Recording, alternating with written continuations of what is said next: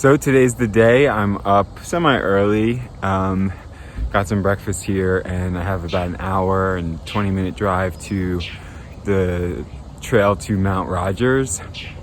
I left a little bit later than I expected, only because the temperature was pretty low and it's really exponentially increasing every hour, and so I pushed it an hour just so I can kind of get in that sweet spot of the temperature.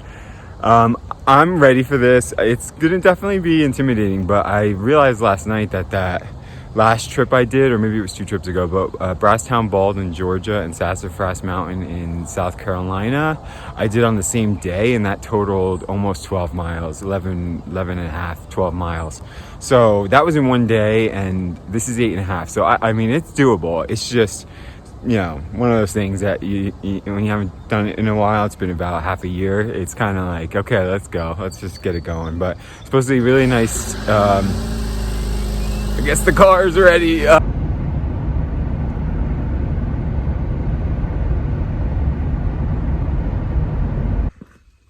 Okay, so I'm parked at Massie Gap down there. I don't know if you can see it, I'm kind of far back.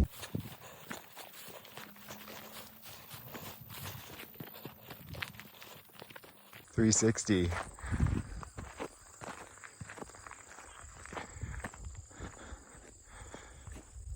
All right, here we go.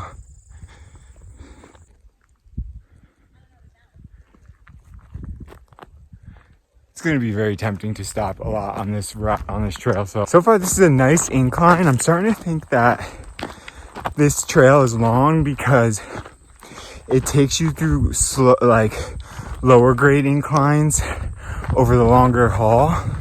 And it's interesting, I see wild animals over there already, but we'll get there. I think so. That's what I'm thinking. I'm thinking it's less of a steep climb.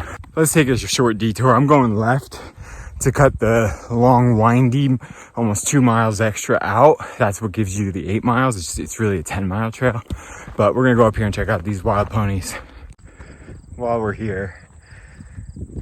Wild ponies. I hope that one's just sleeping.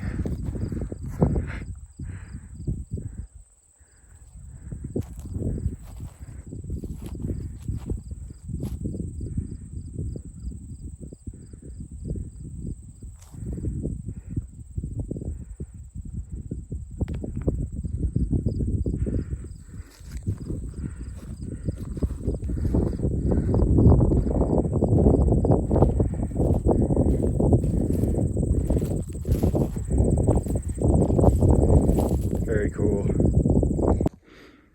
Yeah, I'm already in the tank top. It's just, it's like mid 50s, but I'm sweating. It's just, my body runs hot. So it looks like we're entering sort of the evergreen forest area. I read about this, and there's definitely sections of different terrain. So we were just kind of in a plains area, and now we're sort of entering into this kind of pine forest. Let's see what's next. I'm not sure what these are.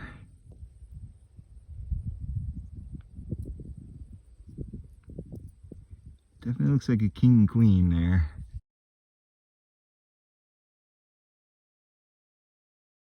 Definitely has some sort of junction here. I have my map from All Trails downloaded, which I did last night because of the service, but also because there's a lot of different paths you can take, and it really significantly adds time. So I guess we're going through this gate here, and then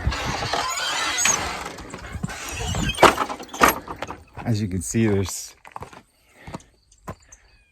am I pointing to that? Right there, there,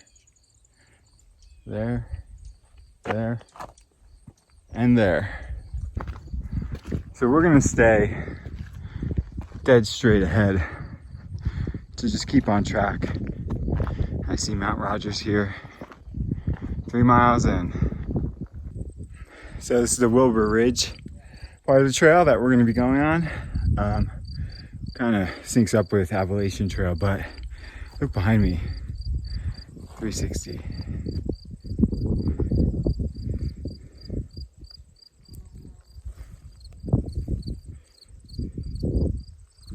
I mean, we're not even halfway up either.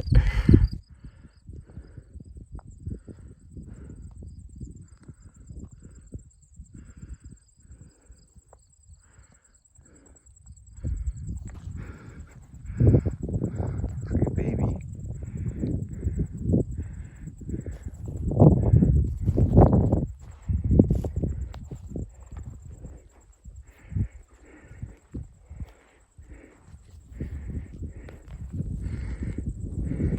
Unfortunately, you're not allowed to touch them because they got a kick. They look docile and they like turn and kick really quick, I guess. I don't know. I'm tempted to, but I also want to make it through this trip without hurting myself. So we're gonna lay off. So just FYI, you see those markers right there? We're actually climbing up just these rocks here. So I definitely chose this one because it was a popular, sightseeing one, and it was out in the sun was the main part of this. But it's not well traveled in that there is easier trails that are the same length. As you can tell, there's really not anybody around.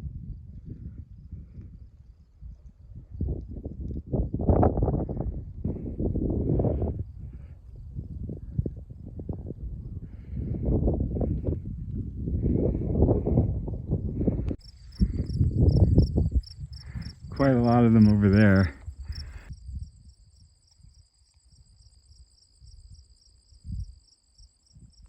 Yeah, so it totally makes sense that there's no rhododendrons right now. It's like fall and the leaves are changing and everything's going into its slumber. So that is what it is. This is the best time to go. I mean, I can't imagine doing this in heat. I can't understate how much, it's a workout, but I want to pend my judgment of the trail till I get back down and I'm done, because it's funny, but I'll get to that later.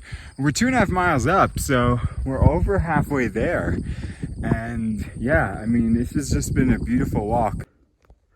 So I'm about to make the turn left to the final trail that goes up to the peak, but this definitely feels like a death symbol, which in tarot is a good sign. So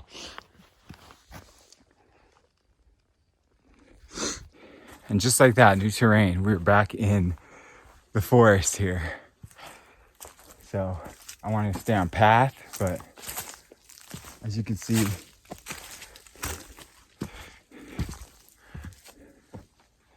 off path. Let's get back on path here. Okay. Looks like, wow, look at this.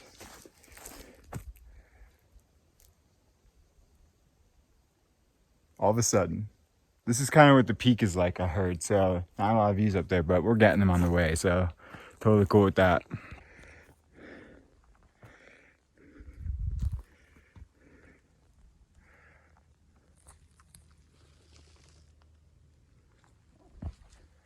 All of a sudden, it's very mossy. Ah, there we go. Looks like the trail is right here. So we are now on the final trail that we have a little ways to go up to Mount Rogers.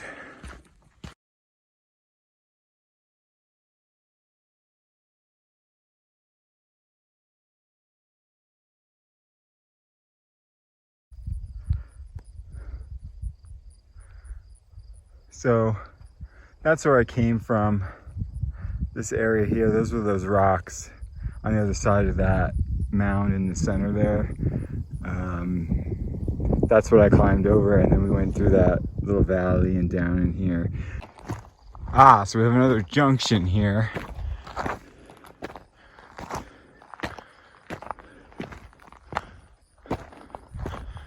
I don't know why the sign is pointed that way, and there's barbed wire. It looks like that's to keep them out, but I mean, I'm going this way. The trail has it going this way, so I'm going this way.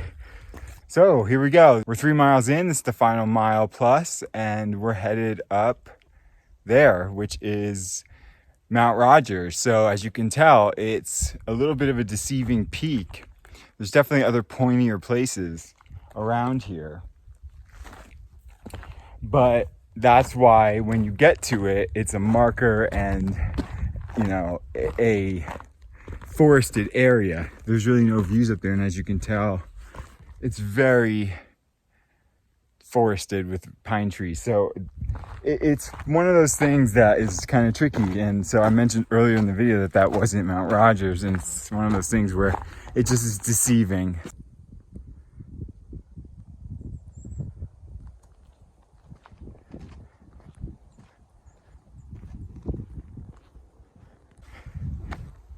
It's funny, two guys just passed me going that way, and the guy asked me if I saw any of the ponies. Have you seen any of these ponies? He said.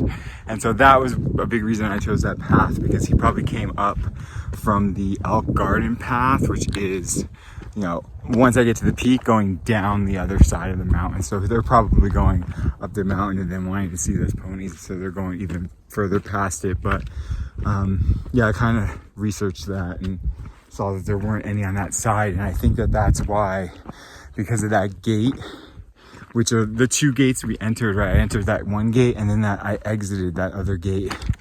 That's sort of the large area of, but still this corralled in area for the live ponies to just kind of stay in wild, but still like kind of contained.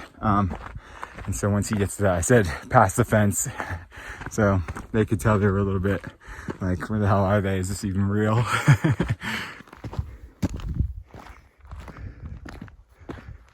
Okay, so there we go.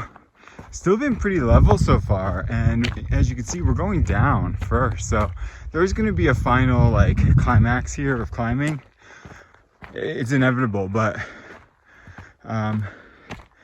that's it right there. So it's roughly 0.6 miles to the summit. This is the sign telling us we're at the final leg here. So it was just climbing up rocks, and now middle of forest. So we're not quite there yet, but this is definitely not the hardest trail. And in fact, like, and I can tell now, I didn't want to jinx it, but this 0.6 on the back end, the final leg, is the climb. So if you can make it to that point, then you're climbing a little bit. But even here, you see I'm walking and talking, and it's pretty level, gradual incline. Two things. I think earlier in the video I mentioned that it might be a more gradual one because of the length, and that was seeming to be proven true as I kept going. The other thing too is, out of all of the high points I've done, and I will rank them after this trip, after I get these 3 done, but I've done 17 of them. Undoubtedly, this one's the most populated one. Now, you'll still walk with privacy, right? I mean, there's no one around me right now, but this is a populated trail. It's a popular trail, and for good reason. It's probably one of the most beautiful, but no way the most difficult. I mean, Brasstown Bald, Georgia, and Sassafras Mountain, South Carolina. I mean, one of those on a day would be harder than this. I think the Brasstown Bald was 6 miles and Sassafras was 4 plus. Either one singularly is difficult, and I'm not tooting my own horn, but I did them both in a day back to back. So my conditioning's up, both from doing that in a day, but also from the last half a year since then, 5 months, that I've got my conditioning in order, and it makes a big difference. Although I really don't think that that's a big factor here. It's just not a difficult climb. It's more scenic and it's more gradual. So, even, I mean, the ice wall of Mount Frisell in Connecticut was really a straight up climb. So we're almost at the top here.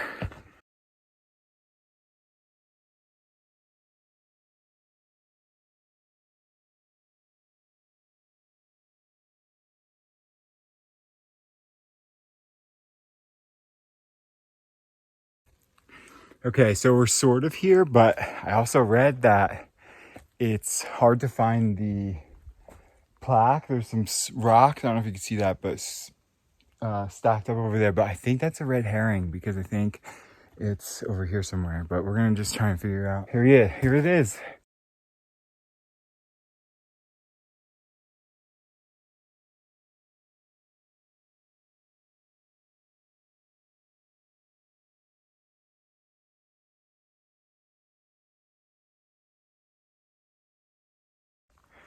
So unfortunately, there's no mailbox to sign the registry, which I love those, but this just wasn't one that had it. So this is number 17. We have half the journey to go going down, but it's a pleasure. And so I'm gonna catch some of the views on the way down. I think I got most of it on the way up. Battery life is pretty good. What I'm actually gonna do is, since I have a lot of the day left and plenty of time, it's beautiful out, I think I'm gonna go the slightly longer way back and go up to Pine Mountain.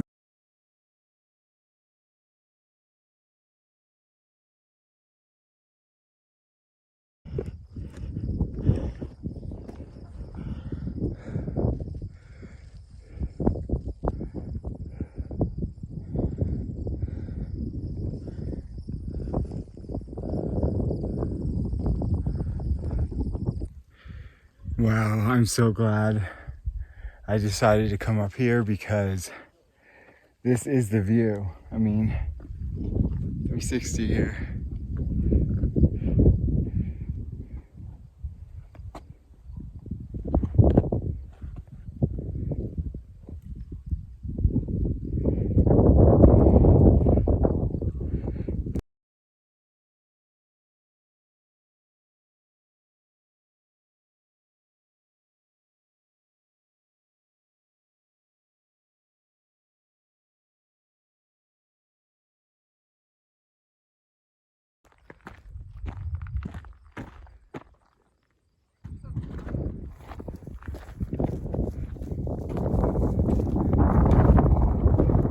So I'm back at the car. I'm gonna post the trail right there. It's about 8.5 miles, give or take.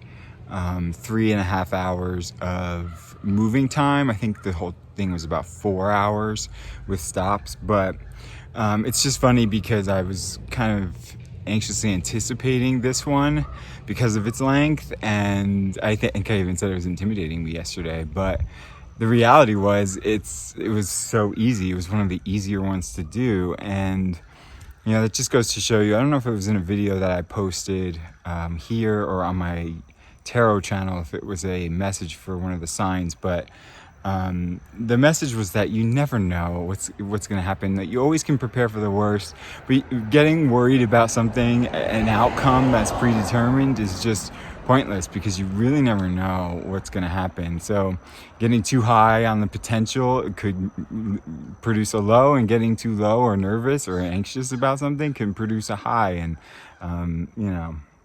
it's always just a matter of being in the moment and handling it as it comes. So it's good to be prepared. I was way more prepared than I need to. The only other thing I want to mention before I get back on the road here is that if you do this one, Mount Rogers, just be sure that you're not tricked by the first stack of rocks that you see when you get there, because there's actually about 3 or 4 yards back a higher rock with a plaque on it. The plaque that I showed you with the it's like a rectangle plaque that shows you the height of the mountain.